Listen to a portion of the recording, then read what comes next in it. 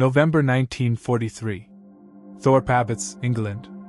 Master Sergeant Frank Reardon stood in the frozen pre-dawn darkness watching crews load ammunition into B-17s for the morning mission. He'd been a crew chief for 8 months. In that time, he'd signed off maintenance logs on 47 aircraft that never came back. But it wasn't the bombers he was losing. Those came back more often than not, shot full of holes but still flying. That's what the B-17 was built for. It was the waste gunners. In the past 6 weeks alone, his bomb group had lost 23 waste gunners killed in action. Not from flak. From German fighters attacking from the beam, directly from the side, where the waste guns couldn't traverse fast enough to engage. The problem was obvious. The solution was simple.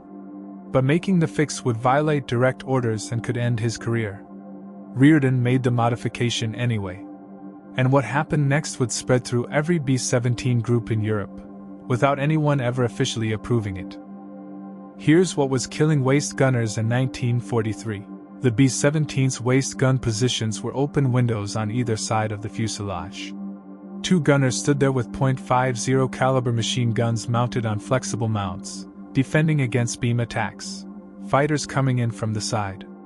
In theory, they could traverse their guns through a wide arc to track incoming fighters. In practice, they couldn't. The problem wasn't the gun mount. It was the ammunition feed system. The .50 cal ammunition belts fed from boxes mounted to the fuselage wall. When gunners tried to traverse the gun too far to the rear, the ammunition belt would bind against the edge of the ammo box opening. The gun would either jam or the gunner would have to stop traversing to prevent the jam. Either way, they lost precious seconds tracking the target. German fighter pilots figured this out fast. FW-190s and Bf-109s started attacking from specific angles, just far enough aft that B-17 waste gunners couldn't track them smoothly. The Germans would come in from 4 o'clock or 8 o'clock position, knowing the waste guns would struggle to stay on target. First gunner Reardon lost was Sergeant Tom Bishop. October 14, 1943, Black Thursday, the second Schweinfurt raid. Bishop's B-17 came back with the right waist position shot to pieces. The gun was pointed slightly aft, ammunition belt twisted and jammed where it fed from the box. Bishop never got sustained fire on the FW-190 that killed him. The ammo feed bound up. He died trying to clear the jam. It happened again 2 weeks later. Different gunner, same problem. Then again. By November, it was a pattern Reardon couldn't ignore. The solution was simple: relocate the ammunition boxes. Instead of mounting them flat against the fuselage wall where the belt had to make a sharp turn during traverse, mount them on a swivel base that rotated with the gun. Let the ammo box follow the gun movement. Eliminate the binding point. Reardon sketched it out one evening. He could fabricate a simple rotating mount using parts from damaged aircraft. The modification would take maybe 15 to 20 minutes per gun position. He showed the sketch to his squadron maintenance officer, Lieutenant Peters. Peters said no. Modifications to defensive armament require engineering approval from right field. That's a 6-month process minimum. And you need to prove the modification doesn't compromise structural integrity or create new failure points. Reardon asked how many more gunners would die in 6 months while they waited for approval. Peters didn't have an answer for that. But he did have orders. Don't modify the aircraft, Sergeant. That's a direct order. Peters walked away. Then he stopped, turned back, and said something that Reardon would remember for the rest of his life. Of course, I can only discipline you for modifications I actually observe. I'm not in the hangar every night. Then Peters left. November 16, 1943. 2,300 hours. The maintenance hangar was quiet. Most of the crew had gone to get what sleep they could before the morning mission.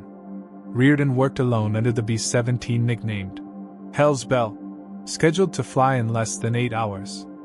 He'd scrounged the parts earlier: a damaged ball turret ring bearing, some aluminum stock, bolts, and a spring-loaded detent mechanism from a wrecked bomber's turret. The fabrication took an hour.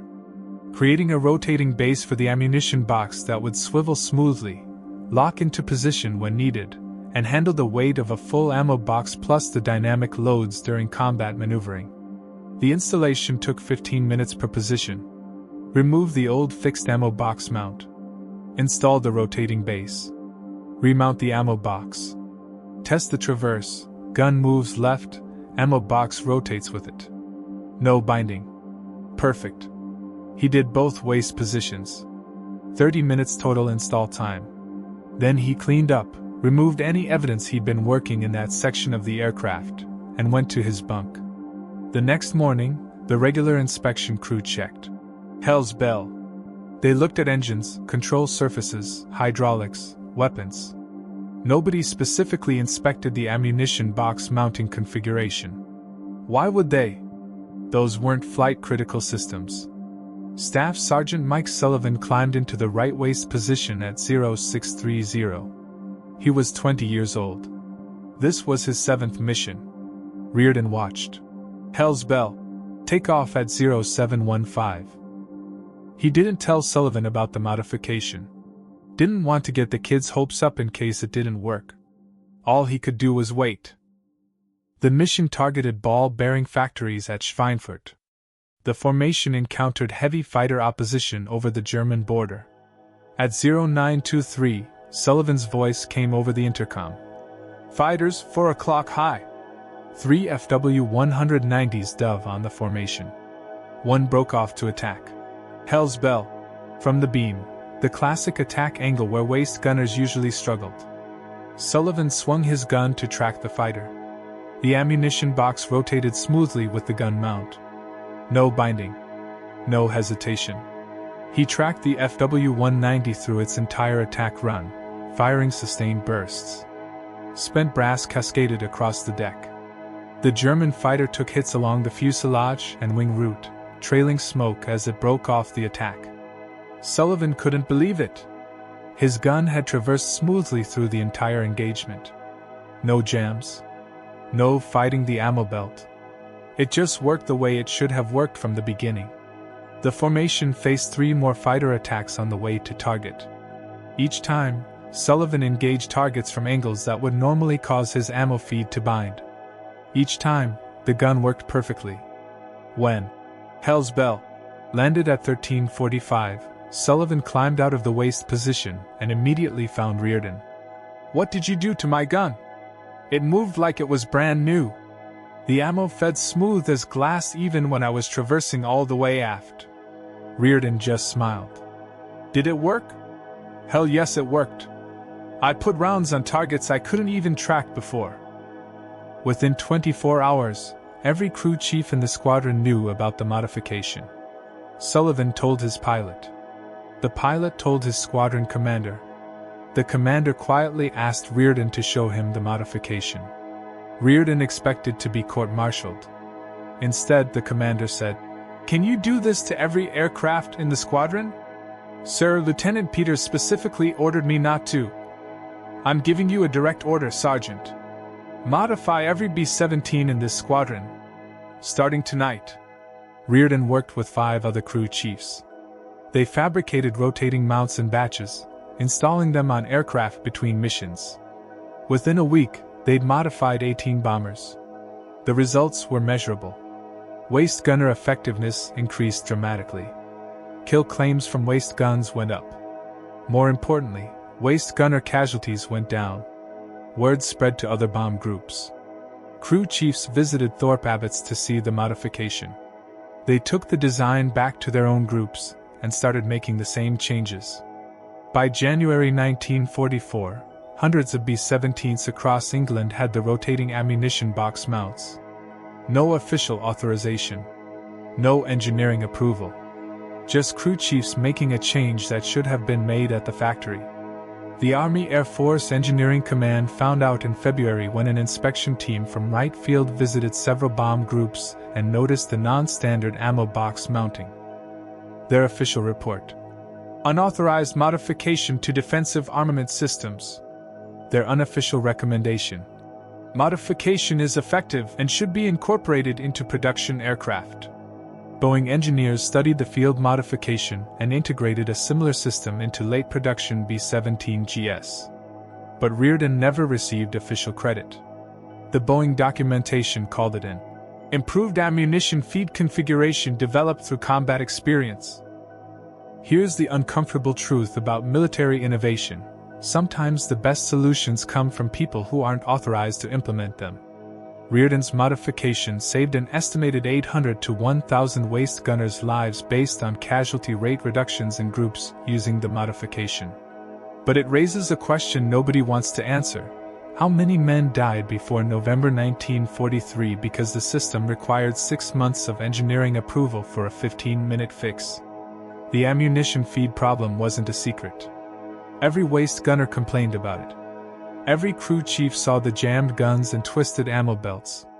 But the regulations said you couldn't modify defensive armament without approval. So men died while engineers in Ohio studied the problem. Rearden violated those regulations. He made an unauthorized modification to a combat aircraft. He risked his career to save lives. And he was right to do it. Mike Sullivan survived the war. 25 missions. Came home to Pennsylvania in 1945. He wrote Rearden a letter every year on November 16th, the anniversary of the modification that saved his life. Frank Rearden stayed in the Air Force until 1946. Went back to Ohio. Worked as a machinist. He never talked much about the war. When people asked what he did, he'd say, "I was a crew chief. Kept the planes flying." He died in 1998 at age 79. His obituary mentioned his service as a B-17 crew chief. It didn't mention the ammunition box modification.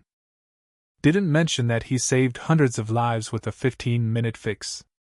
But somewhere in Pennsylvania, Mike Sullivan read that obituary and remembered a sergeant who broke the rules to give him a fighting chance. This is how real innovation happens in war. Not through committees. Not through approval processes. Through people who see a problem, know the solution, and have the courage to act without permission. If this story resonated with you, hit the like button. It helps us share more untold stories from World War II, the crew chiefs, the mechanics, the sergeants who changed history without making the history books. Subscribe for more stories like this. And leave a comment. Are you a veteran? A mechanic? Someone who's ever had to break the rules to do the right thing? You're part of a community that keeps these stories alive. Thanks for watching.